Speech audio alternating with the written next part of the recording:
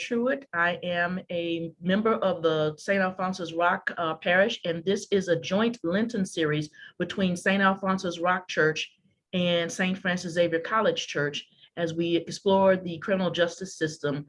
This is the last of 4 panels, and today we're going to talk to a state representative and a state senator.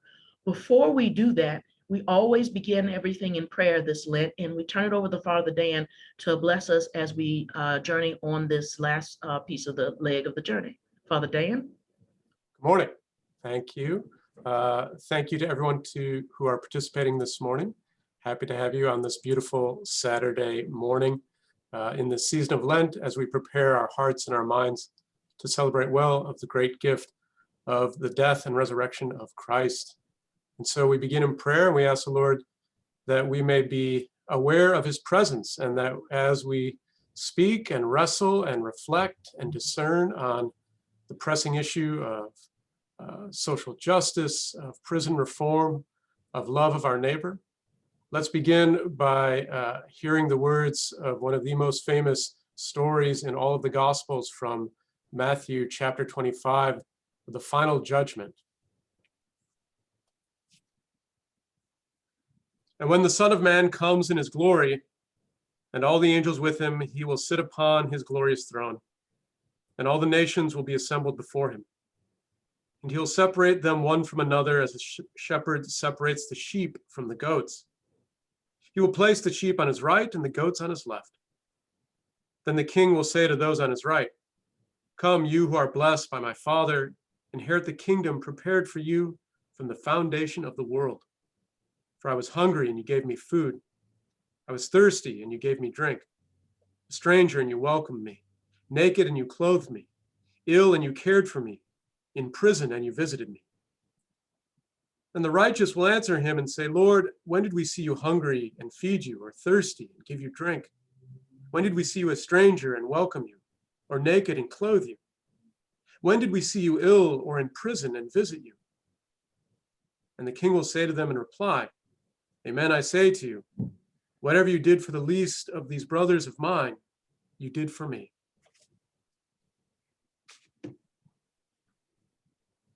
And so we pray, Lord, that we truly may be receptive and attentive to the needs of all, praying in a special way for the generosity towards all of those who are within our criminal justice system, that you may guide us to temper justice with compassion, that you may show us that we are all sisters and brothers, that we are all children of the one God.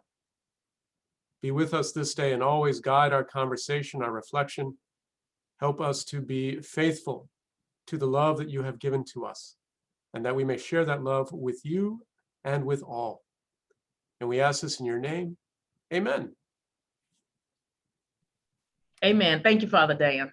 Appreciate it. So, gentlemen, we're going to talk a little bit about criminal justice reform, and I know both of you have different things that you do. I'm going to, while your bios are included in the information that was given to all people who registered. So when they registered, they got an information about your bios. So Senator Williams is a Democrat, Representative Dogan is a Republican, but both of you have worked interestingly and intently on criminal justice reform. Can you tell me, Senator Dogan, Representative Dogan, we'll start with you. Can you share with us priorities that you see with the criminal justice system and how you work with it in your time, please? Sure thing, and thank you all for having me on. It's a blessing and an honor to be with you all this morning. One of the, I guess the first major accomplishment that I had when I came to the legislature was something that was completely unexpected to me.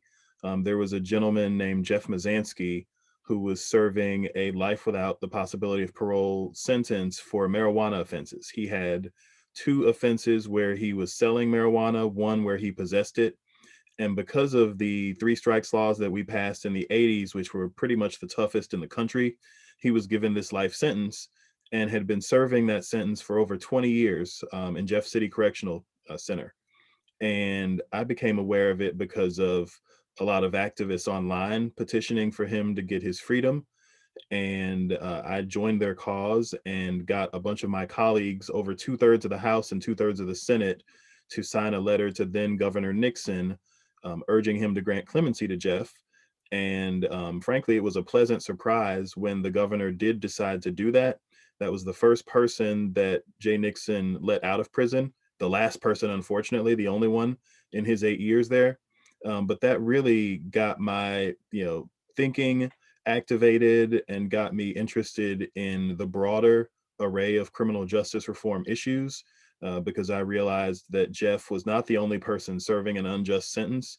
And at the end of the day, for me, criminal justice reform is about justice, obviously, but it's also about public safety, because every day that you keep somebody incarcerated, or every day that you have somebody in a jail before their trial unnecessarily, that is not only harming that person, that is harming our society. It doesn't help public safety, which is supposed to be the goal of our criminal justice system, not just punitiveness or revenge.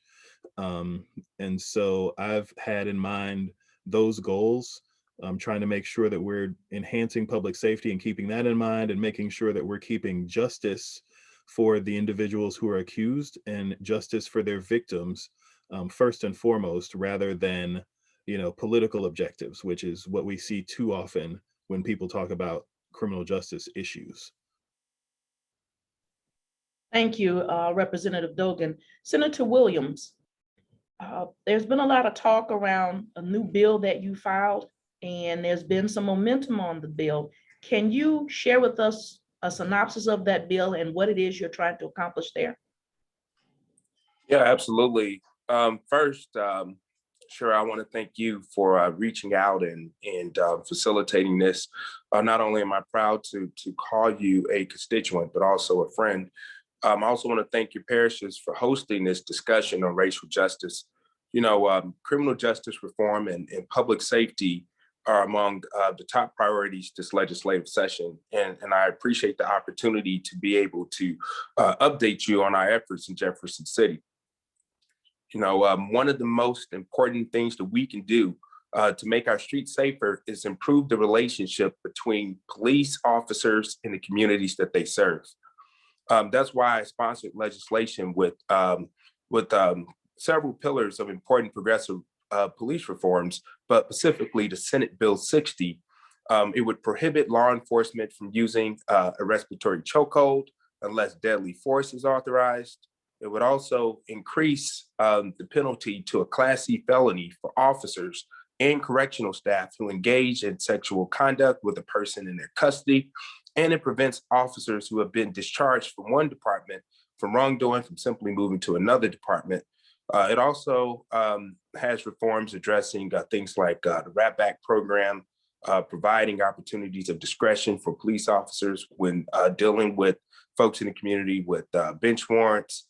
And we also understand that this is a long overdue change that we need to make to our police departments to ultimately build the trust. And we could start by improving police community relations and restore the trust that I believe is the very foundation of public safety. We have to be clear about one thing. This isn't an us versus them situation. These are simple but important reforms that have been embraced by advocates like the NAACP, the National Association of Social Workers, Empower Missouri, clearly members of law enforcement, the Missouri Association of Prosecuting Attorneys, and many more. In a perfect world, we would have a legislature that would be willing to go even further, a governor and a majority party that viewed that. But I won't let a long journey stop me from taking the first step. These are good reforms that we can get done this year to save Black lives. We'll ban chokeholds with this bill. We'll stop sexual misconduct. We'll stop departments from hiring bad apples with this bill. And I'm proud of the work that we've accomplished. I look forward to passing this bill so we can continue to make the point that Black lives do matter in the state of Missouri. When I ran for the state Senate, as a kid who grew up in Ferguson to a single mom, I was elected the first Black man in 2 decades to serve in the upper chamber. I understand firsthand how important it is to take on these issues. I'm proud to have colleagues throughout the body like Representative Dogan, as well as Representative Rasheen Aldridge, who have also made this legislation a priority as well in the House. And I'm extremely optimistic together we'll get it done. Thank you. Last week, we talked a little bit, and each week builds to the next week. And the biggest thing that came from last week is funding. Why aren't things funded? Why aren't those priorities within this state? Especially when the cost of incarceration is higher than the cost of community rehabilitation for those who would qualify for it, and the majority of people that are held would qualify for it. Can either of you tell me anything about the budgetary constraints that you see that we're facing to deal with those kinds of priorities? Is it just a mindset? Is it actual, we don't have the money because either we're going to fund the police or we're going to fund that? How's that working? What's that look like for us? Well, I want to speak to one of the great success stories that we've had in criminal justice reform over the past 4 years. In 2017, we had a justice reinvestment initiative started. And that's a process that they've done in, I think, over 40 states now, where they've taken a look at the overall picture of a state's criminal justice system, what their prison populations look like, what their jail populations look like, what some of their kind of outdated laws may be.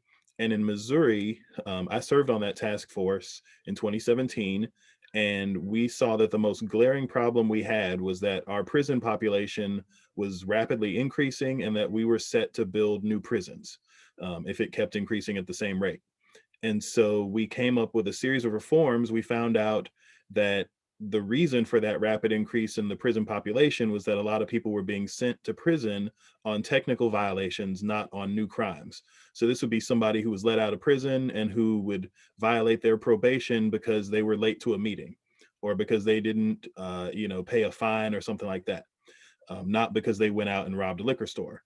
And so we did a series of legislative reforms in 2018, the Justice Reinvestment Act, which curbed a lot of those abuses and also provided better services for people once they get out, once they are in our communities, because 95% of the people that go into prison are going to come back, and we want them to come back as whole human beings, not as broken human beings. And so this legislation did that in a very targeted way. We got buy-in from everybody involved in the criminal justice system. And the amazing outcome that we've seen is that our prison population has declined by almost a third. It's gone from 30-something thousand to just over 23,000 in just the span of 3 years. And we are not at a place where we have to build new prisons right now. We are at a place where we are arguing over, some people on the other side of this issue are saying that we're not locking up enough people. So for us to be in that place where we're not building new prisons, we're not spending all the money that it takes to incarcerate folks who don't need to be incarcerated, it's a much better place for us to be in. And we can have those conversations about how do we reimagine what law enforcement on the front end looks like.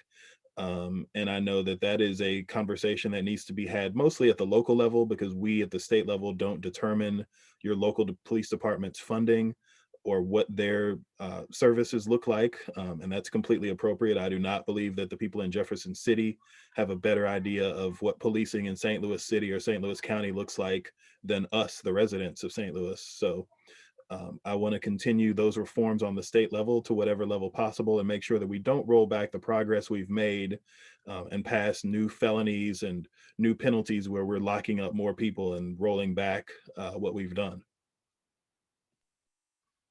Thank you, Representative Dogan. Senator Williams, would you like to respond, please?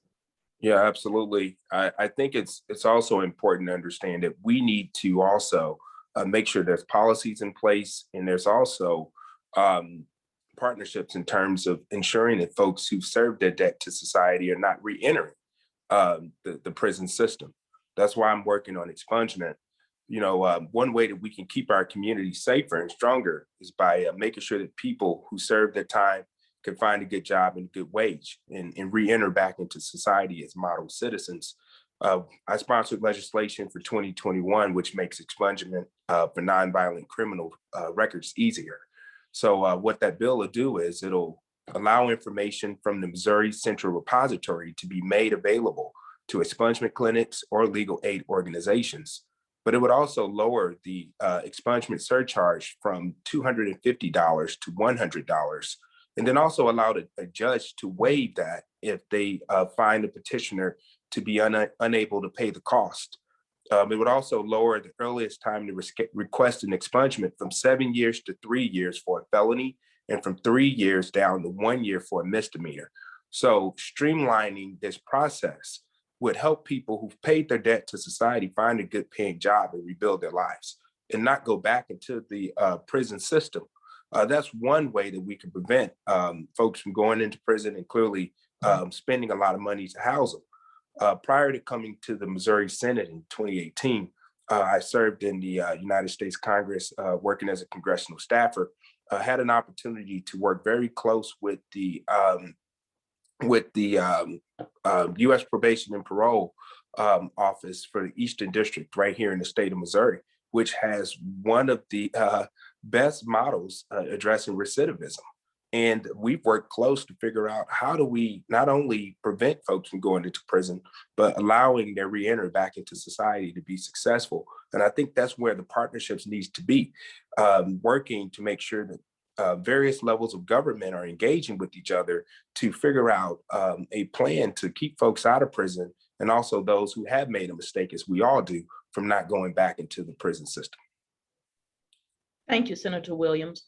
One of the things that the speaker brought up last week are that there are several laws on the books that prevent them, that basically when they come back from serving their time in prison, that they're still civilly dead. And what I asked him to unpack that for us. And one of the things he mentioned was that there are a lot of laws on the books or with agencies, and I know you can't address the ones with agencies, but things like that prevent them from getting housing in certain areas, that prevent them from qualifying for certain jobs. So we did ban the box, and I understand that because as a lawyer, I can't have somebody that does identity theft, for example, to work in my firm. That is not going to work. And so there are things that I would need to know, and I understood, just both sides of that. But the ability to get housing, the ability to do gainful employment, the ability, for example, to participate in certain trades. I know the barber and beauty cosmetology license is one of the most challenging, difficult things to obtain. Tattoo licenses and things of that nature, where there would be a skill, but those folks aren't allowed to have those licenses and can't support themselves in regular jobs because they may be felons. How do we work toward resolving some of those things? What are your ideas on doing some of that? Yeah, they're going to have to, I'll start. There's going to have to be a strategic partnership between state, local, and federal government to be able to address a lot of these things. I mean, you're talking about so many different layers to what I would consider inept bureaucracy.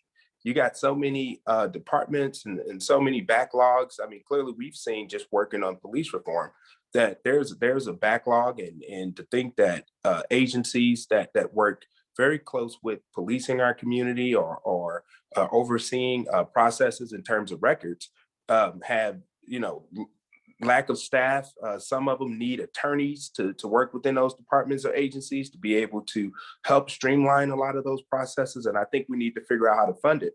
But, one thing I think we should all be looking at, we're in an unprecedented situation now where the state of Missouri is going to receive $2 billion in CARES relief funding locally in St. Louis County, and they'll receive 200 million in 90 days. They'll receive 90. And I think the city of St. Louis will receive $500 million. And I think that would probably be upwards towards 1 billion once they start assessing some of the disparity studies and opportunities to draw down even more funding this time around. We need to really look at how do we fully fund areas that have been places of neglect. And really, how do we reimagine what things look like in terms of public safety? How do we ensure that we have more social workers? How do we create more access to healthcare services, especially when you think about substance abuse and things of that nature? We have a tremendous opportunity to really make Missouri a model for the world with the amount of money that's coming in. And that's something that my office has been focusing on, is figuring out, as a member of the Senate Appropriations Committee, how do we provide opportunities for funding to go in areas that we haven't seen. For example, with housing, Shira, I'm proud to have been very instrumental in bringing $30 million to Wellston, which is a community I represent in my Senate district, where we're going to rehab and redevelop roughly 200 scattered housing units in what is known as a historically Black municipality and community. I think about communities like Kinloch and Berkeley, where we're actively working to be able to rebuild and ultimately provide an opportunity for descendants to be able to find their loved ones in cemeteries like Washington Park.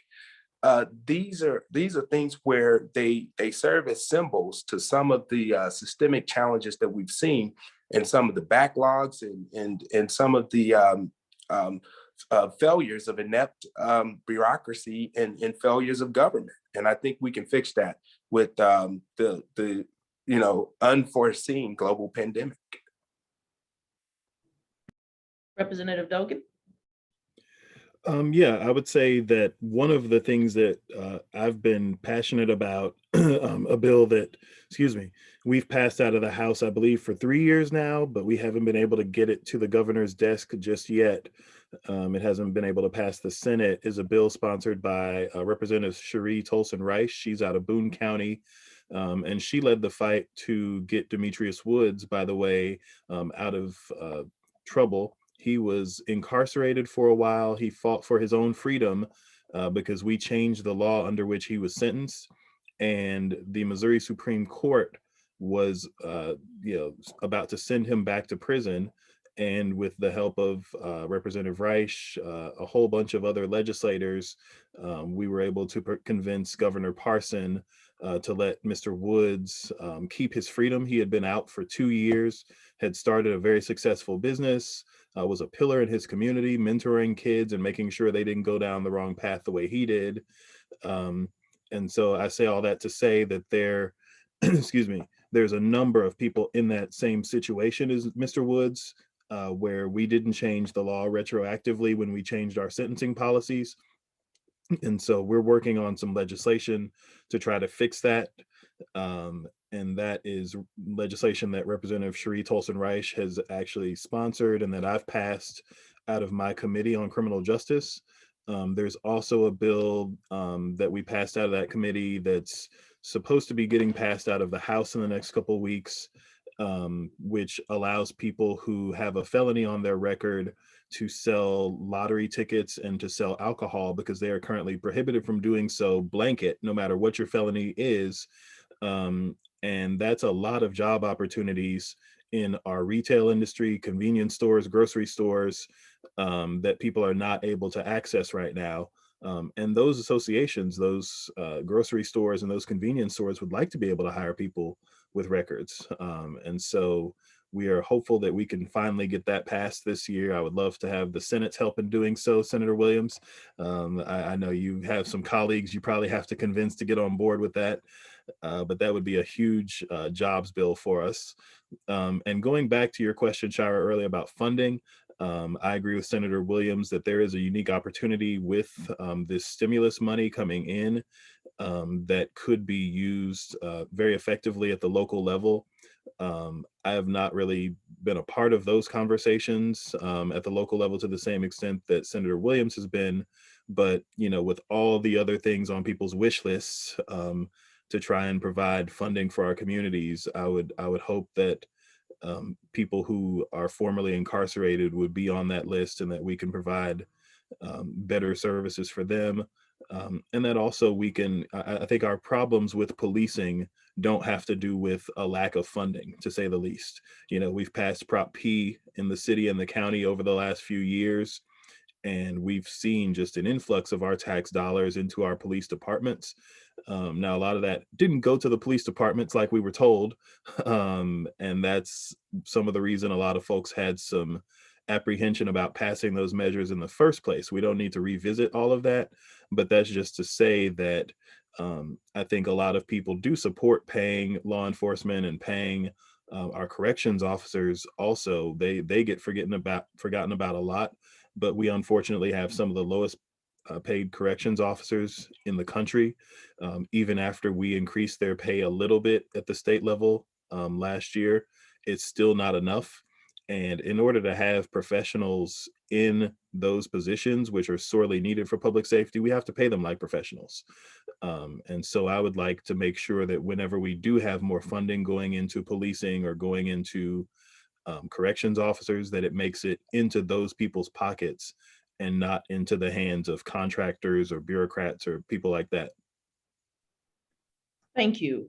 So this series is about mobilization and getting people to do things. And so I'm going to push back a little bit just because somebody's got to play the devil's advocate, right? And both of you know, I'm pretty good at that. We can enjoy ourselves.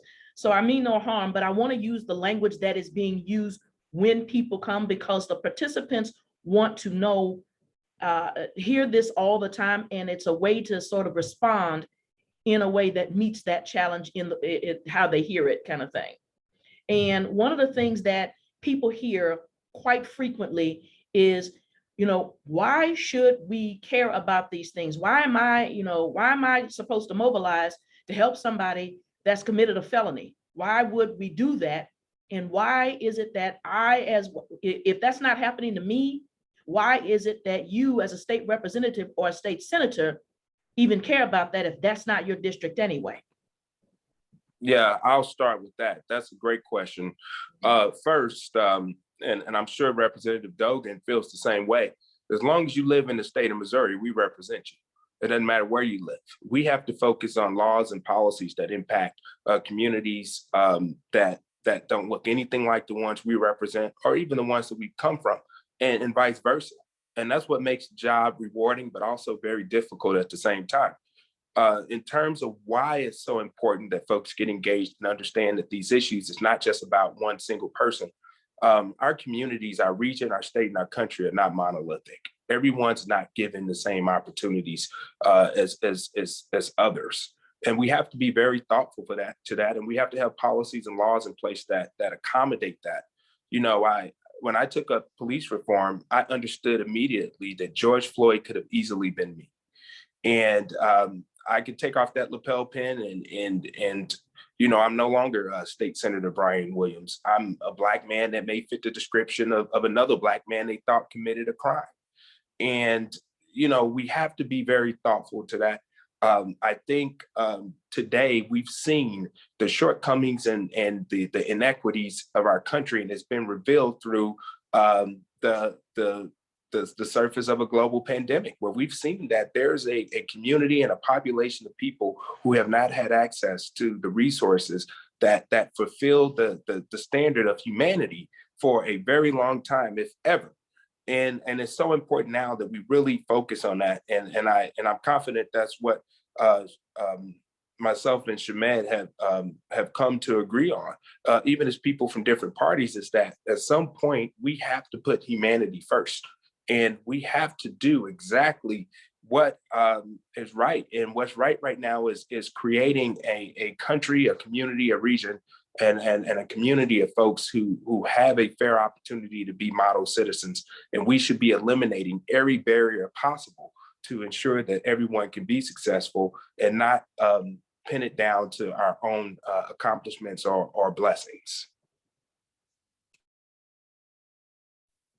That's right. And I would go back to the scripture that we heard at the beginning here. That which we do for the least among us is what we do for Christ. And you can't argue that people who are incarcerated aren't the least among us. They get forgotten about all the time. They get dehumanized all the time.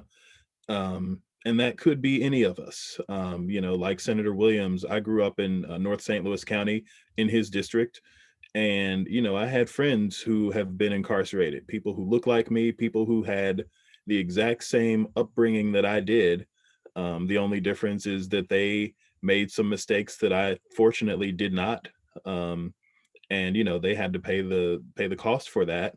And so I see myself in a real way in anybody who's had a record, because I know that very easily could be me. Could have been me in the past. It could be me in the future, right? We don't know. With all the different injustices that happen in our systems, we know that there are people who are innocent who are sitting up in our jails and our prisons right now. And so it is important for us as people who believe in justice to fight for them. You can't have a criminal justice system that perpetuates the worst kinds of injustices on people in this country, you know, year in and year out, and not get upset about that and get passionate about that. And so I appreciate y'all who have taken the time, you know, this morning and in your other efforts as activists to call attention to the injustices that we have in our system. It's the civil rights issue of our lifetime, right? The civil rights struggle that, you know, people want to pretend ended, you know, when we passed the Civil Rights Act or when we passed the Voting Rights Act. Those struggles are not over. And this is an important part of the continuation of fighting for equal justice for everybody. Shira, I also want to say one more thing. I think it's important, and Michael Jarvis touched on it because I was going to wait, but I think it's probably appropriate to talk about it now. You know, I think it's important, you know, to understand the pressing issue of innocent people being locked up in jail. You know, we've seen in the news the recent case of Lamar Johnson. You know, Shira. Sorry, I hate when people mess up my name, and that's the easiest name to pronounce, but it happens. Shira. You know, Lamar Johnson has been in prison for more than 25 years for a crime that even local prosecutors now believe that he didn't commit. And you'll think that if the prosecutor wants to review a case and free an innocent man, that would be a way to do that.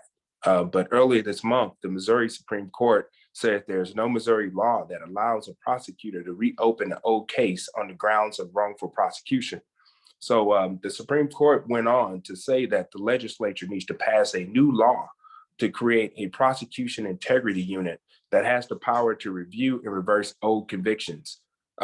It's shameful to think that Missouri's existing laws are denying innocent men and women justice. So, you know, I'm committed to passing legislation as soon as possible to right this wrong. And all this happened recently, and it has bipartisan support. And I hope to see some movement in the remainder of our legislative session around it.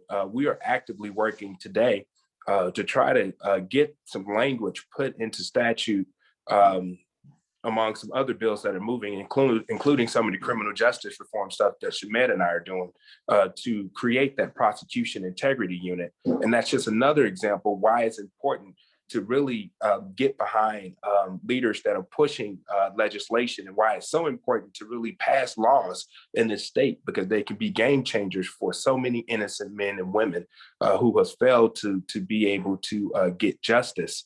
And to think that somebody could potentially be in prison for 25 years of their life for a crime they didn't commit is completely remarkable. So maybe you all just said that because you are politicians. You want to just notch your belt. You want all of us to get behind you because you have political aspirations and you need a crowd to do it. And this is just the new bandwagon to further your own political careers. What would you say to that, please? I'll start. I'm not up for re-election. When I took on, traveling throughout the entire state, talking to folks in Springfield and Columbia, Jefferson City, clearly here in St. Louis, I don't run again until 2022. So this wasn't a re-election issue for me. And to be honest with you, when I ran for state Senate, I ran because I got tired of Democrats and Republicans both coming back saying that we can't work with each other. And folks get up every single day and work with people they don't like and still have to get their job done. So, I felt it was important to take on very challenging issues. And I believe at this time and at this moment, my office has been able to position itself to work with both sides of the aisle to get things done for the voiceless and people that'll never be able to have their voices heard in the state capitol or beyond there. But I truly believe that the saying that my grandmother has always told me, that a position only buys you time until folks can determine whether or not you're a true leader. And I don't really spend my time thinking about what I can run for next. I live in the moment. And if I deserve a promotion, that'll be completely up to the people. And I hope that many other leaders feel the same way. But, whatever God has for me is for me. And it ain't going to be anything else that anybody can do or I can do about it. And if I'm meant to stay in the state Senate or go somewhere else, that'll be within God's will. And I'm confident about that. Yeah, and I'm what everybody likes to call a conviction politician. I ran for office based on my convictions about the way the world ought to be and what our policies as a state ought to be. And I'm always willing to take a political hit for doing things that I think are right. I've been attacked by colleagues on the House floor. It was actually pretty hilarious. I was presenting a bill to restrict civil asset forfeiture, which is when law enforcement can take your property away and seize it and keep it, even if you haven't been charged with a crime, much less convicted of a crime. And one of my colleagues accused me of working for drug cartels, which is hilarious. If I was working for a drug cartel, I would be driving a much better car at the very least.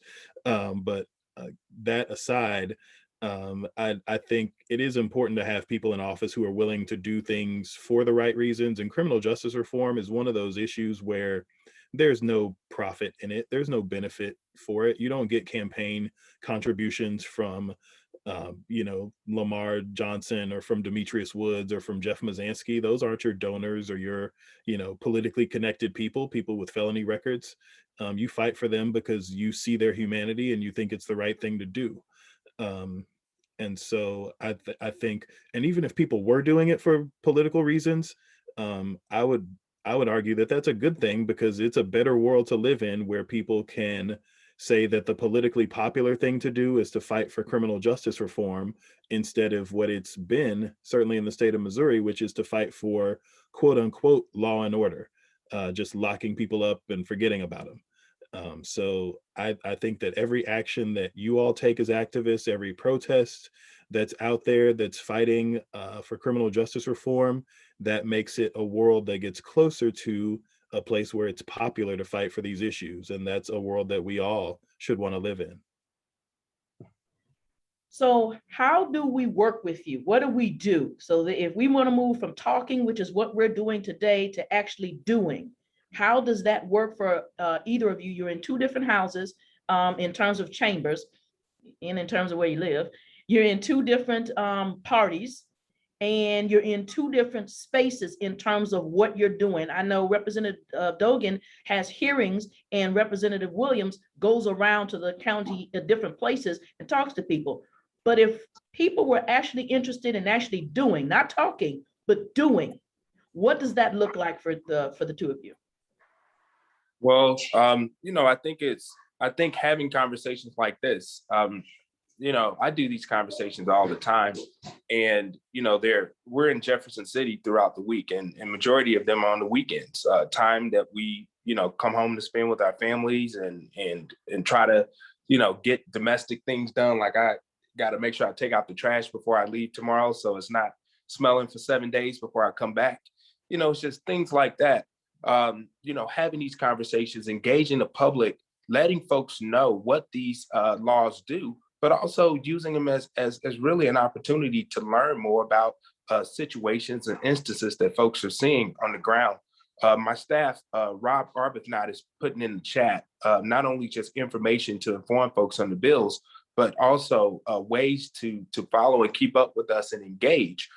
Think about how this conversation came together, Shira. It simply, you reached out to me, and I made myself available because I think these conversations are important, because it's so it's necessary more now than ever that people understand not only what's happening around them, but actually how government is working for them, and what pressing issues are happening, and what accountability measures should be out there for every elected official, not just Shamed and I. And I think being able to continue to have more conversations. So if you have friends or other groups that you're a part of, feel free to invite us to come and talk about what these policies do, but also be able to have a conversation and discuss ways that we can do call to actions, the way we can mobilize on the ground in St. Louis. And then we can also create a distinction between the people who are actually working to create change in their districts and throughout their state and country, and be able to condemn those who are sitting on the sidelines. And So that's you the mentioned the primary. call to action. How do we do that with you? If I'm interested in, I'm a constituent, talk to me. How do I do a call of action with you? Rob's going to put in information to my website, to different numbers and things that you can call, and we'll be letting everyone know when it's time to make a call to action. Representative Dogan has a bill that's coming through the House that had come through the Senate. It's going to be important to notify senators to support his bill. My bill is going to be coming up any day now on the formal calendar in the Senate to be voted on through the body. That'll go to the state House. We're going to need to call members of the state House and say we need to support Senate Bill 60 and Senate Bill 61 when it gets over there. Those are things that we can do to mobilize behind our efforts to ensure that our colleagues are hearing everyday people and know that these are policies and issues that people support and that we want to see go into law to ultimately make our community stronger. Yeah, and I know this might be controversial, or people might not be willing to do it, but I'm going to say it anyway. You got to show up in person. I know that people have some issues with coming to Jefferson City in a normal year. You know, it's hard to travel those 2 hours. And with this year, with COVID going on, we've had the House and the Senate shut down for a week each because of COVID. But as more people get vaccinated, and as people are able to take the risk to come into the Capitol, I think it's very important that people who want to advocate for these important issues, that you come there to the Capitol and do that, because the people who represent the police unions, the people who represent the prosecutors, the people who represent quote unquote law and order, they're there every day. They have paid lobbyists there every day. They're in legislators' faces. They're in committee rooms. They're talking behind the scenes. And what they've done in the past, they're thankfully not doing this on our police reform bill this year, but they've been able to kill every single reform effort we've had for the past 7 years. And that's because they have a lot of sway in that building. And that's because we don't often enough hear from people on the ground level, activists coming up to that building and making their concerns known. And just one very recent successful example of that is we had a couple of bills in both the House and the Senate just last week on transgender kids playing sports and having therapies, very controversial legislation. And we saw a flood of parents from all over the state coming to the Capitol, testifying on those bills. One of them has gone kind of viral, and that made a huge difference. Those bills, I don't know about in the Senate, but I know in the House, those bills are stalled, if not completely dead, because people saw that you had 20-something people coming to testify against these bills and like 1 or 2 coming to testify in favor. That kind of thing makes a difference, whether it's us at the state level, whether that's, I used to serve on the board of aldermen in Baldwin. If we would have, 20 people showing up to one of our aldermanic meetings, it got our attention because that wasn't normal. If you show up to your county council, you can't do it in person, but when you have all of these people commenting on different issues and just letting their voices be heard, that makes a difference to elected officials. So I would just urge you, to whatever extent you're able to do it. If you're in person, that's the most effective.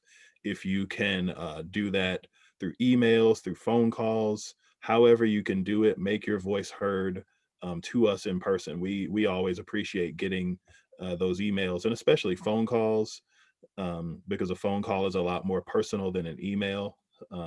And I can very easily respond to that if you include your phone number. in an email, or if you call us. We like to have that person-to-person contact.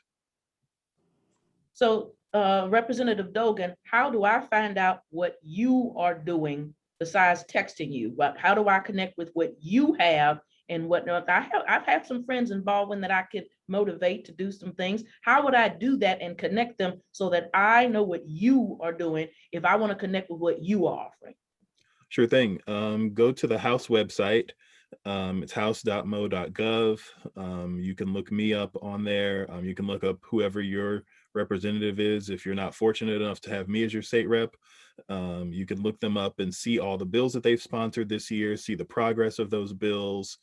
You can look at my committee, the Criminal Justice Committee, and what the bills are that we've passed through there to try and help advocate for those bills. And I think, well, my phone number in the Capitol is 573-751-4392. You can give me a call, whether you're a constituent or not, and just show your support. Again, my email is shamed, shamed.dogan, dogan @house.mo.gov. And I'm always, some of the best ideas that I've had actually for legislation have come from constituents, whether that's people talking to me on social media, whether that's people coming to the Capitol and handing me information about issues that I don't know about. I'm always happy to be educated on different issues. So that's the biggest thing for me. Yeah, and one thing I'll say is if you look in the chat, a couple things that we do is Rob put in there my website, which is www.senatorbrianwilliams.com. We'll be putting out updates, everything, whether it's what we're doing around Senate Bill 60 or criminal justice reform. That also provides a nonstop one-stop shop for our office number, as well as my email. Rob will put that, or I see Christine's been killing it, so she'll put it in the chat as well. And another way, clearly, if you don't have access to broadband, and Shira, one thing, I do newsletters, I do directories, I send those out for folks to be able to read and have something in their hand that prefers to have that. And we make sure that directory also provides information, not only what's happening on the state level, but how to reach your contacts locally as well. Another thing I think is important for those who use social media, Facebook, we engage quite a bit on that. We're also on Twitter, and that's all Brian Williams. So, any method of contact that you want to use, we're always updating and letting folks know what we're doing in the community, whether it's around criminal justice reform or beyond. And I think it's also important that we continue to have these conversations. As I stated before, if you're a part of another group and you want to have a conversation about legislation that we're focusing on, or even some other issues that you see that are pressing in the community or in your respective space, we'd love to have that conversation and make ourselves available. I'm speaking for the representative, but I'm confident he shares those sentiments. But in closing, if it's okay, because I have to go grab brunch with my mom in 30 minutes. So I do want to close with this. I want to thank you all again for having me here to discuss these issues. I know right now our country and our community seem deeply divided, especially after a major election. But I firmly believe there's more that unites us than divide us. And as a state senator, I represent every single one of you, and not just people who voted for me. And I hope that other leaders feel the same way, because public safety, police reform, helping former offenders rebuild their lives should not be partisan positions. And they really should be just common goals that we all share. So again, Shira, thank you so much for facilitating this, amazing questions, and to all the attendees, as well as my colleague, Representative Dogan. I'm grateful for the opportunity to have the conversation. Thank you. Thank you. All right, I'm going to turn it over to Christine so that she can answer questions. I understand that Representative Williams may have to leave a little bit early, and we don't go. I'm sorry, Senator Williams. I'm sorry, Senator Williams may have to leave. You trying to demote me? No, I mean, look. She talking about promotions. You trying to demote me? But I'm going to let Christine answer the questions and ask the questions, and you all can go for as long as we can. We're going to have a hard end at or before 11:30, but if we end earlier than that, that's okay with us too. But we're going to try to get through all the questions that we have from the audience. Yeah, I'm gonna take some questions before I get off. Yeah, we have quite a few questions. So I'll go through some of them I think have been responded to. If I ask a question that you have responded to and I missed it, feel free to just let me know. There were some questions circling back to funding, and I think both of you touched on that. So I won't ask that directly, but if you have any other thoughts to add on funding for pre-prison reforms especially, feel free to touch on that. But just to move along a little bit, we talked about Senate Bill 61, which is the bill number that's tied to expungement. And I think Senator Williams, you responded in the chat to that. Is there anything else you wanted to say about just verbally about how people can support the passage of Senate Bill 61? Yeah, I think it's going to be important, Christine, to have these conversations. When you inform the public, I firmly believe that government works best when it's close to the people. And the more people we have engaged around these bills and activated, and not only just calling elected officials, but talking about it, we've gotten an amazing, just unprecedented level of support around this bill. And to think that these bills can be on the governor's desk at the end of the year is very exciting, and it's something to really look forward to. But then also, I think it's important to recognize that this is the first time that we've seen progressive reforms of this magnitude since the death of Michael Brown. And to think that there's been efforts since 2014 to get police reform and accountability laws on the books, and to think now we have an opportunity, we got to continue to keep pressing forward, and we cannot afford to let up. And that starts by having these conversations, staying engaged, talking to your neighbors, talking to folks who may not be civically engaged, and help them understand that this is going to be a game changer for our communities and our state. Thank you. And we have a question for both of you. What do either both of you propose in addressing the lack of funds for a fair and just system of public defenders? Yeah. Oh, did you want to take that? Well, I will say this. I just recently met with the public defenders department and their director on Friday or Thursday, I'm sorry. And we're working to ensure that we provide additional funding in the budget for them to get more attorneys to be able to address the backlog that they're having in terms of addressing cases. We've gotten that number, and I think that number is going to be closer to a sum of $1 million. And I've already committed to making that ask and pressing for that to be included into their line item in the state's budget this year. Yeah, and I think that's something that on the House side, the budget chair is Representative Cody Smith from Southwest Missouri. He is a very criminal justice reform minded person. And I know he is very receptive to increasing that funding. So I'm not on the budget committee, so I don't know what that dollar amount is going to be at the end of the day, but I do believe you'll see an increase. Thank you. Another question is, do either or both of you perceive a difference in rural and urban views on justice as retribution and justice as restoration? I think in some of the rural communities, we have a situation where those prisons in rural communities are often the largest employers there. And so they see prison as an economic engine almost. And, that's very meaningful to them there because they have a number of people who are employed in those facilities, which I understand. But we need to make sure that people are mindful of that public safety aspect of it, and that is more important than making sure that your prison stays open because the people there need jobs or whatnot. If we need to close a prison, which we did a couple of years ago up in Northwest Missouri, Governor Parson did so, and he didn't receive any backlash because people understood that was a good thing. One of those facilities was pretty decrepit and had a whole bunch of issues.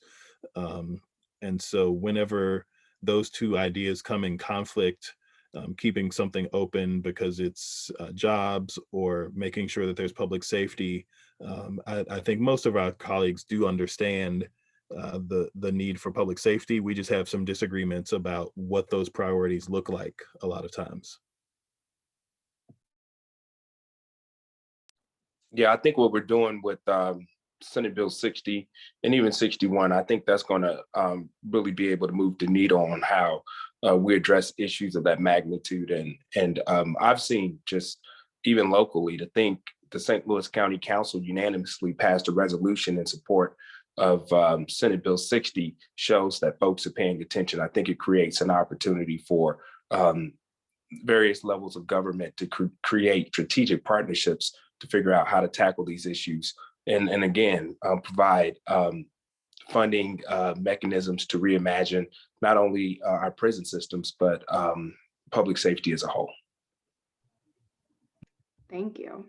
Another question is around moving from punitive to restorative rehabilitative efforts within the prisons. What efforts are there to increase the why did I make myself say that word twice? Rehabilitative efforts within the prison so that people have access to education, skills in a variety of fields, et cetera, while they're there. Yeah, I'll start with that one. I spent about 2 hours in Jefferson City Correctional Facility with a gentleman named Bobby Bostic. And he went into prison when he was a teenager. And today he's 40 years old. And he's received his GED, working towards a master's degree. And, you know, that's one example on why we need to continue to provide restorative opportunities and not just focus on punitive things. And I think he has really served as a resource to me and in my office on how we move forward to ensure that those opportunities are available to folks that are in the criminal justice system. Yeah, I think people's experiences with those rehabilitative programs are kind of, your mileage may vary, you know, because I've heard some people who had very positive experiences with rehabilitative services. There's a great program called Prison Performing Arts, where they have people who are incarcerated perform plays, you know, everything from Shakespeare to plays that they've written themselves. And that actually has helped people get job opportunities in those fields, in the fields of performing arts and in the fields of writing and those kinds of things. And it's also just a benefit in itself to have people be exposed to the arts and to remember that aspect of their humanity, because there's so much of your humanity that basically gets forgotten about when you're incarcerated. And then there's other programs where they have inmates who make quilts for kids with special needs, where they are teaching them computer services and whatnot. I understand that that varies from facility to facility, though. Some of the facilities do a great job of that, some of them not so much. So it would be better if we could make sure that those kinds of programming are, you know, standard across our prison system in the state. And I've been working with the Department of Corrections because we do receive complaints from people who are incarcerated all the time about their living conditions and about their lack of access to those educational services. So, you know, whenever we hear those complaints, we try and act on them. Thank you. Someone wanted to ask if you could comment on the 60 Minutes feature this past Sunday. They talked about the number of threats Kim Gardner has received. This person said also Jeff Rorda's comments didn't seem responsive to police reform, and just asking if you can comment on any of that. Yeah, I'll start with that. I mean, one, last time I checked, Jeff Rorda doesn't serve in the legislature anymore. So, you know, Jeff Rorda's opinion on how we do things as lawmakers isn't relevant. The second thing is that, you know, I know Kim Gardner very well, and, you know, she's protection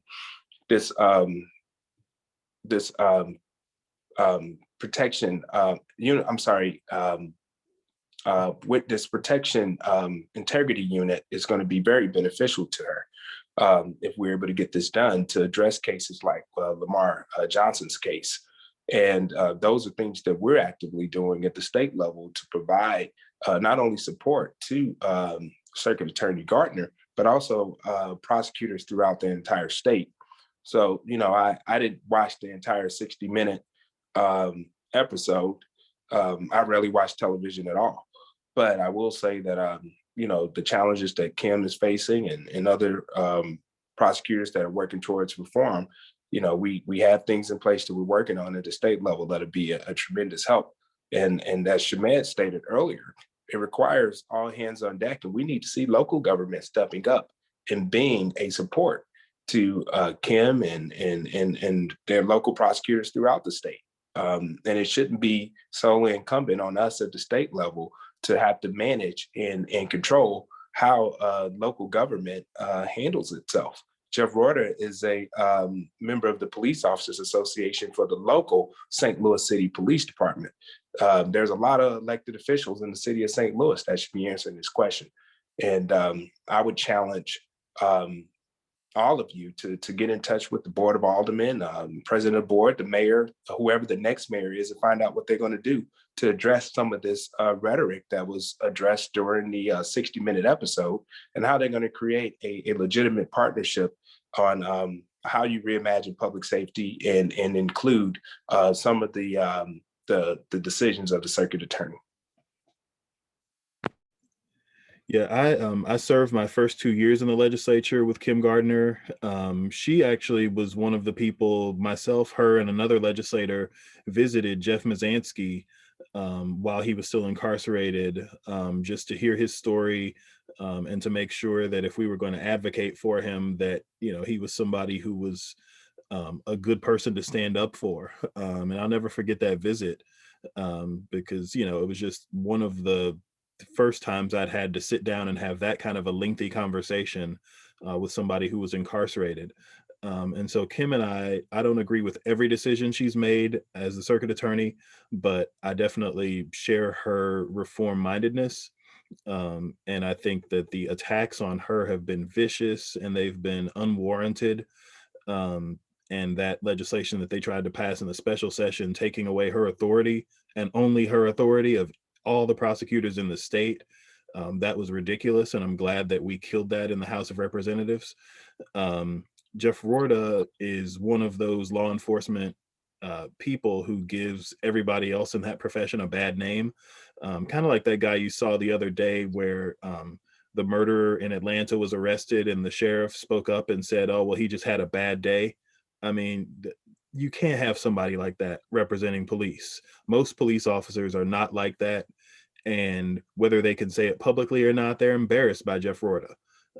They don't like the fact that he represents them, but that is who they have right now. And I think for the city to be able to make progress in a lot of different ways, it would be so much better off if the police officers union had somebody different representing them. I think that would move the ball forward in a lot of ways and eliminate a lot of the unnecessary divisiveness that comes along with everything that Jeff Rorta has said and done over the years.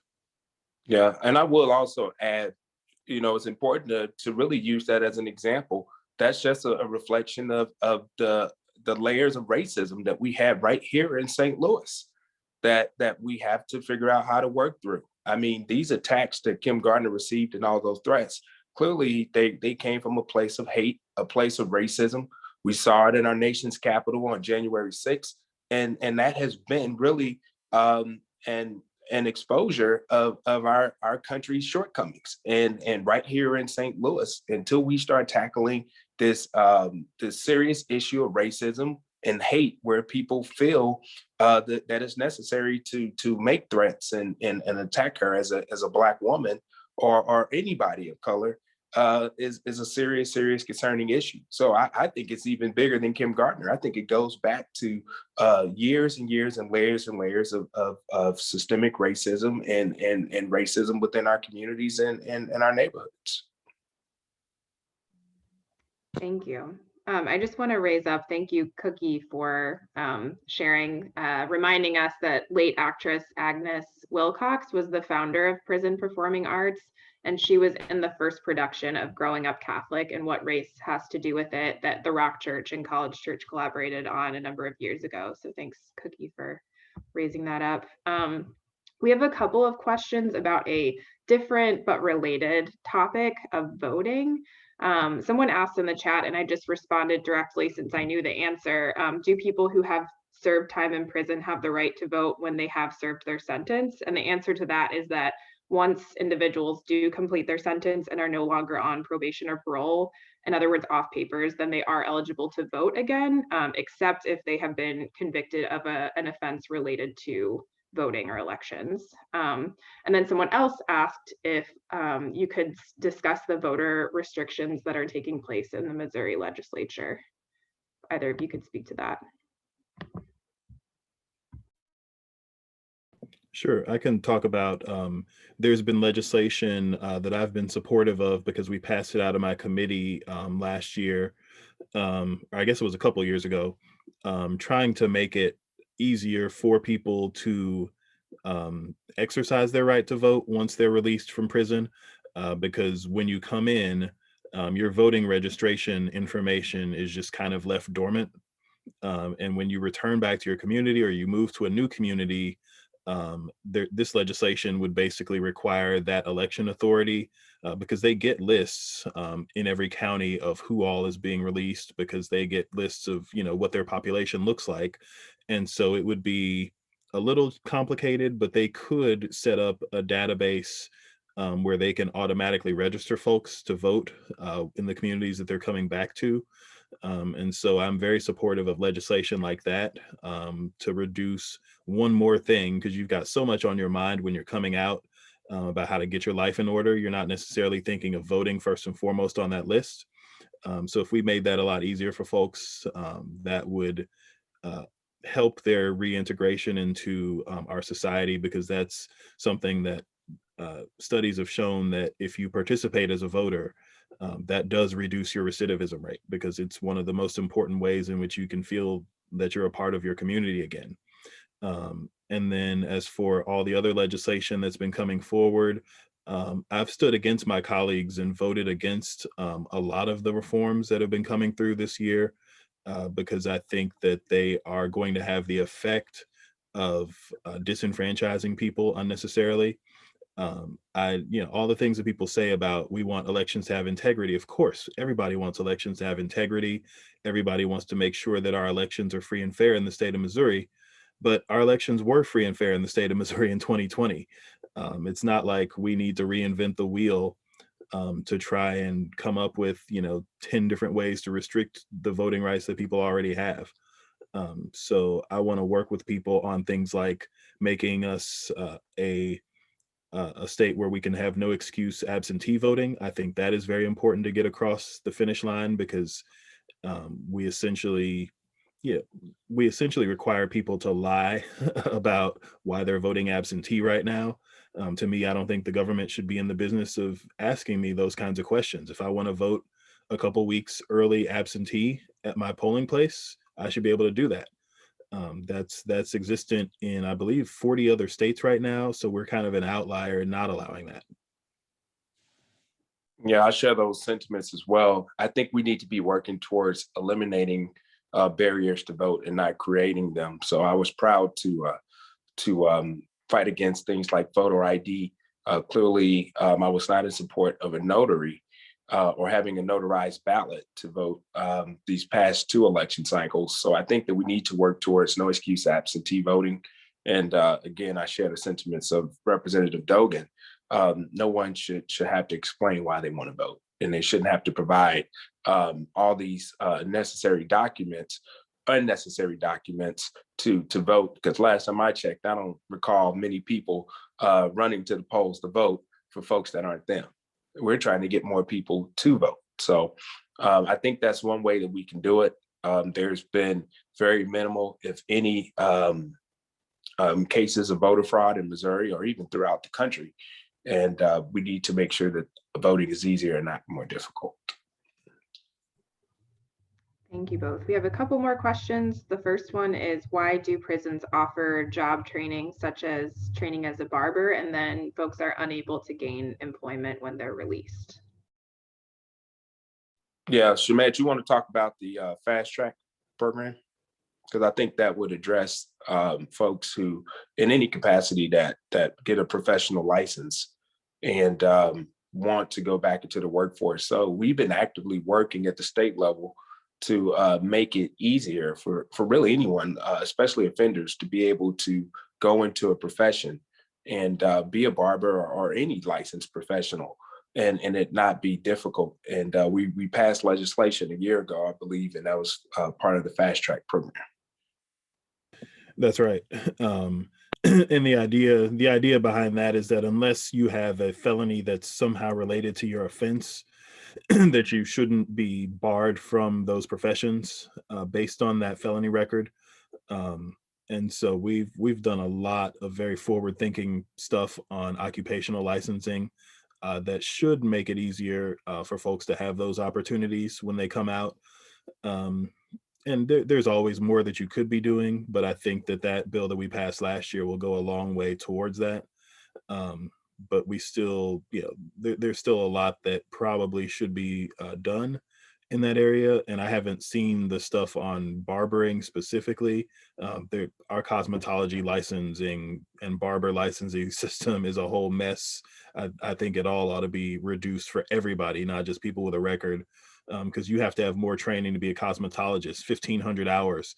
That's twice as much training as you have to be a police officer and be able to kill people.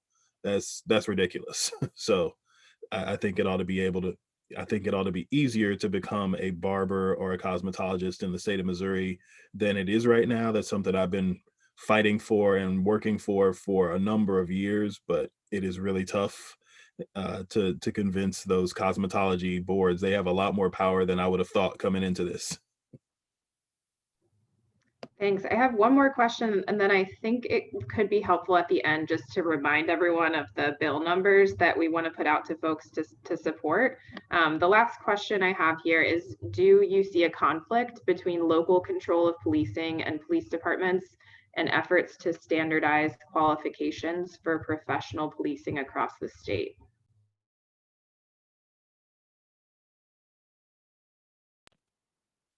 Can you repeat that question? Yes. The question is, do you see a conflict between local control of policing and police departments and efforts to standardize qualifications for professional policing across the state?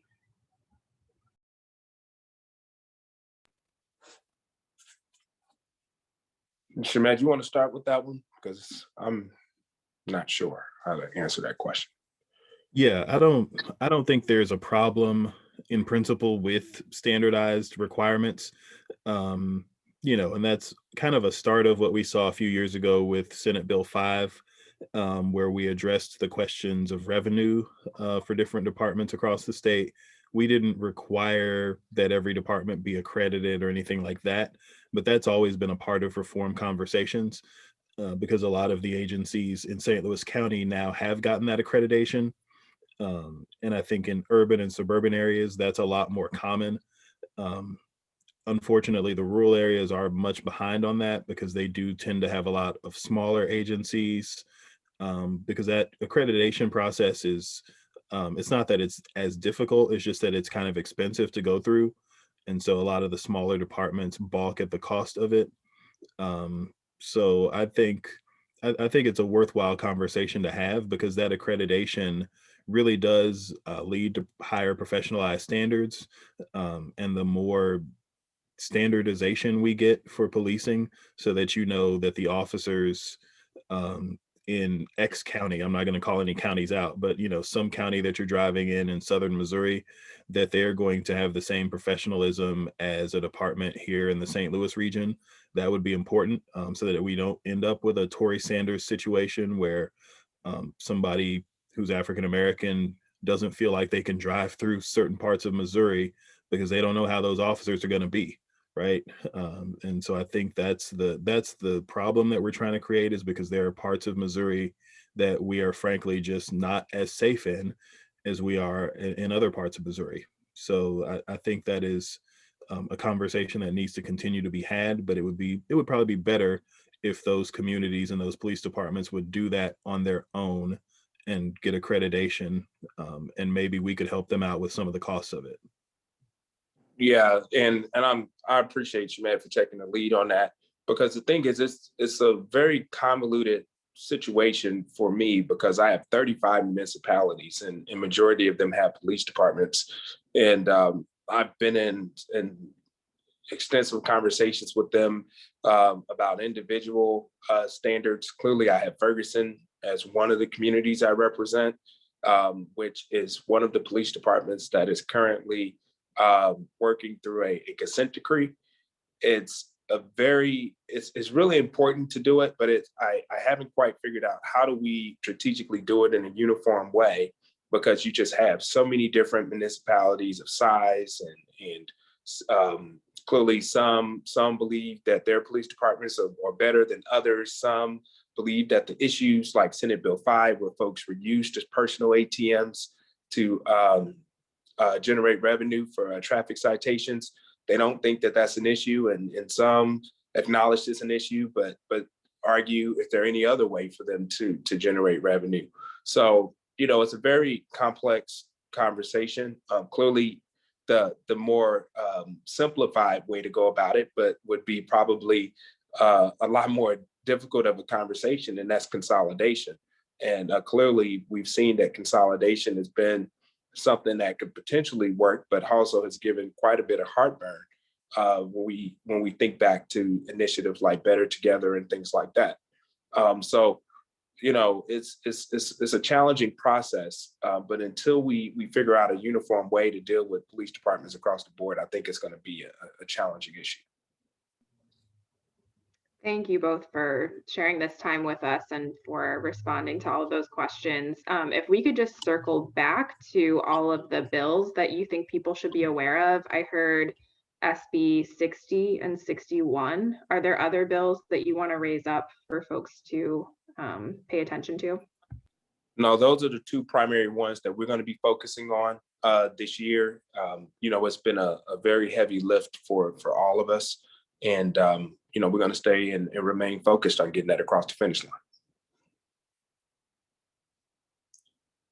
Yeah, and my counterpart bill to Senate Bill 60 is HB 876.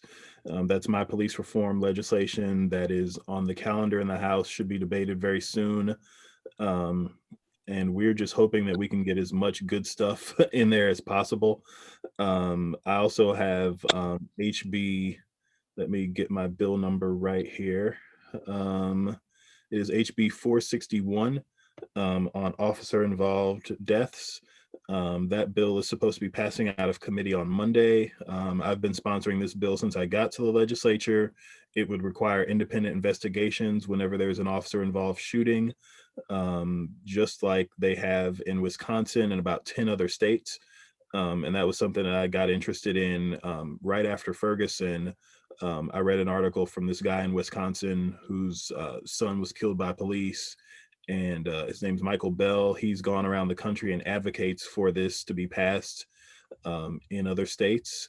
And it helps give people more confidence that when their relative or loved one is killed, that you won't have the same agency and a lot of times the same officers who work with the person who shot them investigating that, because that's just an inherent conflict of interest.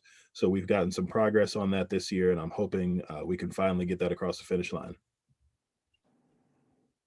Thank you. That's all for me. So I guess I'll pass it back to Shira. Okay, thank you to everyone who participated, and thank you to both of our panelists. It's been a distinguished pleasure to host you both to talk to this group. As things evolve, certainly you're welcome to come back, and if there's something that we can do to share information, we're certainly willing to do that. That's why I was trying to make sure that you were connected to anybody who was interested, and there'll be people who watch this after with whom you may be able to connect as well. Thanks for everybody for participating. That will end our discussion today. Yeah, and please make sure you go to my website and subscribe to our newsletter so we can keep everybody plugged in. And that's www.senatorbrianwilliams.com. And you can follow me on Twitter, and my handle is @Dogan, the number 4 rep. Thank you both. Thank you. Thank you. Y'all take care. Have a pleasant rest of the week. Enjoy the weather. Thank you so much. Take care.